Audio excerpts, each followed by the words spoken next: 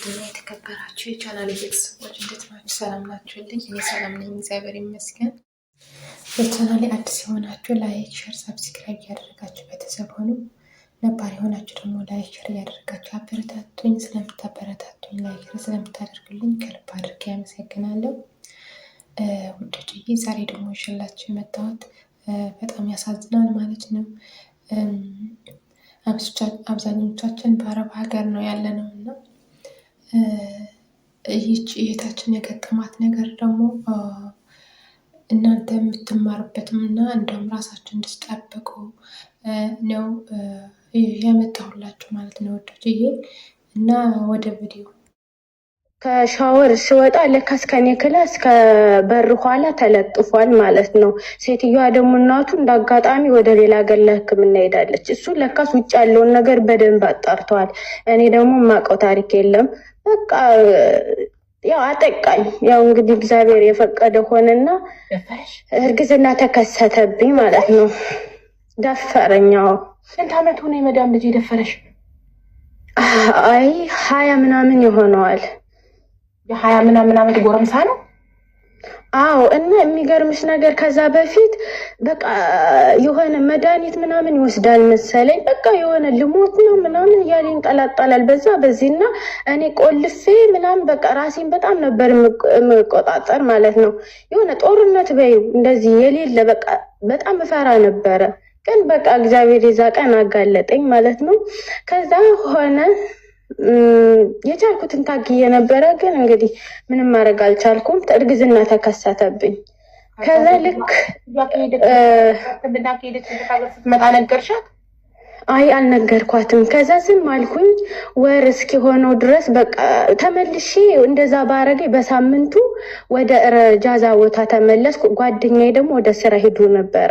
ምን ሆንሽ ምናምን ሲለኝ አይ አሞኝ ነው ምናምን አልኩት ማለት ነው። ከዛ የሚኖረው ቦይፍሬንድሽ አንቺ የምትኖሪበት አይ ይመጣና ይሄዳል። አቡዬ እዚህ ጋር ልትይዥልኝ የምፈልገው ማለት ነው ይው እረፍት ሄጄ ከጓደኛዬ ጋር ቆይቼ በመጣው በሳምንቱ ይሁን በእንደዛ ነው ይሄ ጥቃት የደረሰብኝ ማለት ነው። እንግዲህ ይሄን ነገር እንዳትረሺ ማለት ነው። ከዛ ቆይ ማሪ ኢጃዛ ሄደሽ በተመለሽ ሳምንት ነው የተጣረው የሴትዮሽ ልጅ የደፈረሽ? አዎ እንደዛ ነው።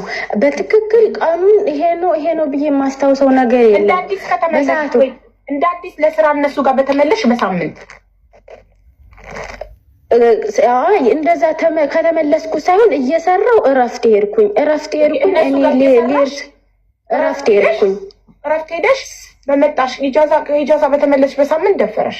ከዛ በተደፈርሽ ሳምንት ደግሞ ኢጃዛ ወጣሽ። ስለዚህ ኢጃዛሽ በ15 ቀን ነው ማለት ነው።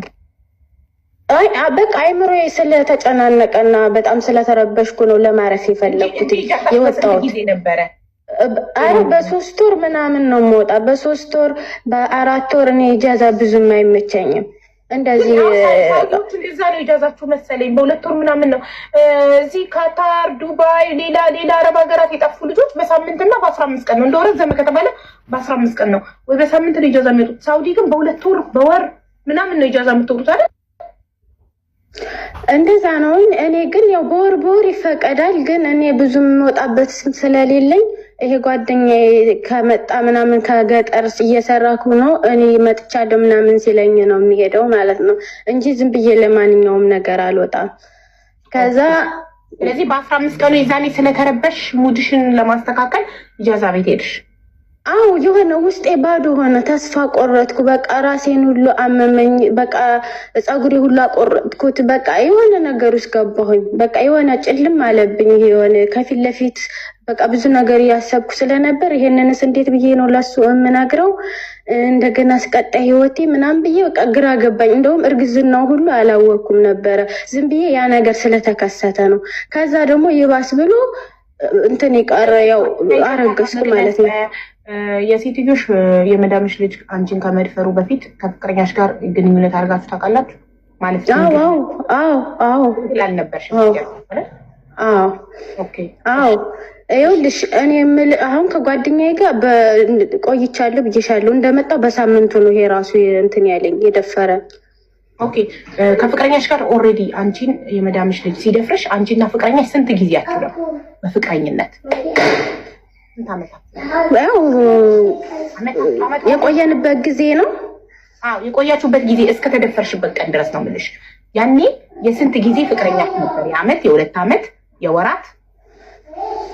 የዓመት እንደዛ ይሆናል። አብዛኛውን በእንትን ላይ በፌስቡክ ስለምናወራ ብዙም እንትን አለ። ምክንያቱም ከትውውቅ ጀምሮ ካለ ይረዝማልና፣ ግን ዋና እንደዚህ እንትን ካለ ዓመት እንደዛ ይሆነናል።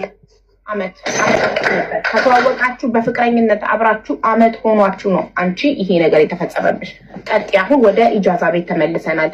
በተደፈርሽ በሳምንቱ ወደ ኢጃዛ ቤት ተመለሽ። እሺ ምን ገጠመሽ? ከዛ እሱ ምን ሆነሽ ነው ምናምን አለኝ። እንደዚህ አሞኝ ነው ምናምን አልኩት። በቃ ሳምንት ያህል ምናምን እያለቀስኩ እዛ ቆየሁኝ።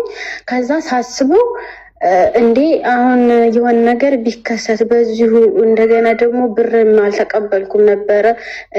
በቃ መመለስ አለብኝ ወደ ስራ አልኩና ተመልሼ በቃ ተቀየርኩባቸው ለነሱም።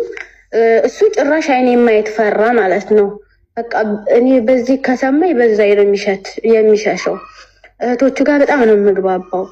ከዛ ልክ ወሩን ጠብቄ እንትን ስል ቀረ እንትኔ እርግዝና አወኩኝ። ከዛ ነገርኩትኝ። በቃ ያው እንደዚህ አንተ እንትን ብለኛል፣ ያው እርግዝና ተከሰተ አልኩት ማለት ነው። ከዛ እና ምን ችግር አለ አለኝ። ችግር የለውም ሲለኝ ምን ማለት ነው? ማሾፍክ ነው? አሁን እንደዚህ ሆና ወይ እናገራለሁኝ ወይ ደግሞ ይሄን ነገር እንደምን ማስወግድልኝ። እኔ ራሴን ለመቀየር ነው የመጣሁትኝ። ስለዚህ እኔ ይሄን ነገር ምንም ማድረግ አልችልም በቃ ምናምን ወይ ራሴ ያጠፋለሁ ምናምን ስለው ማስወረድም አላመጣም መድኃኒት ሐራም ነው አለኝ። ሐራም ነው ፎቅ ናር አለኝ። ከላይ እሳት አለ ምናምን አለኝ። ከዛ አውቃለሁ ግን በቃ ምንም አልፈልግም ካንተ ይሄ አልፈልግም ሊያደርግልኝ ምናምን ስለው ኦኬ ምናምን ሂጂ ወደ እረፍት አለኝ። እሺ ብዬ ወጣሁኝ። መድኃኒት ሊያመጣልኝ ምናምን ማለት ነው። ከዚህ ጓደኛዬ ካለበት ኢጃዛ ሳይሆን የሄድኩት ከጓደኞች ከአንዷ ጓደኛ ኢጃዛ ቤት ሄድኩኝ እንዳያውቅ ይሄኛው ብዬ ማለት ነው። ሌላ ኢጃዛ ቤት የራስሽ ቤት ሳይሆን ሌላ ኢጃዛ ቤት ሄድሽ ፍቅረኛ? ሌላ ኢጃዛ ቤት። አዎ ከዛ ጠየቀኝ ይሄ ጓደኛ የት ነሽ ምናምን ሲለኝ መዋሸት አልቻልኩም። አይ እንደዚህ እሷ ጋር ነኝ አውቃታል ልጅቷን ስለው ምን ይችላልም ለምን ከኖርማል ኢጃዛ ቤት ወጣ እኮ ከዛም በቃ ምንም አለኝ። በቃ እንደዚህ ነው ስለው በጣም ሰደበኝ ማለት ነው። ማለቴ እንደዚህ አልጠብቀው ቃላቶች ተናገረኝ። ኖ ደፍሮኝ ምናምን ሳይሆን የሆነ ፕሮግራም እንዳላትኝ ምናምን አድርጌ ነው የነገርኩት። ግን እሱ በሌላ ከወንድ ጋር ምናምን መሰለውና ሰደበኝ ማለት ነው። በጣም የሆነ የሚጎዳ ስድብ ሰደበኝ። በቃ ምንም አልጠብቀው የባሰውኑ እንትን አለኝ ማለት ነው። በጣም ጎዳኝ። ከዛ ዝም አልኩትና እሱን በቃ ከዚህ በኋላ እንደውም እንዳትደውል ምናምን በቃ ከዚህ በኋላ አታስፈልገኝ ምናምን አልኩትና በቃ የሌለ እና ወዶች ያያችሁት የእህታችን የገጠማት ነገር ማለት ነው። አንዳንድ የአረብ ልጆች እንደዚህ ስርዓት የሌላቸው በቃ ስድ ይሆናሉ። አንዳንዶቹ ደግሞ ይፈራሉ እና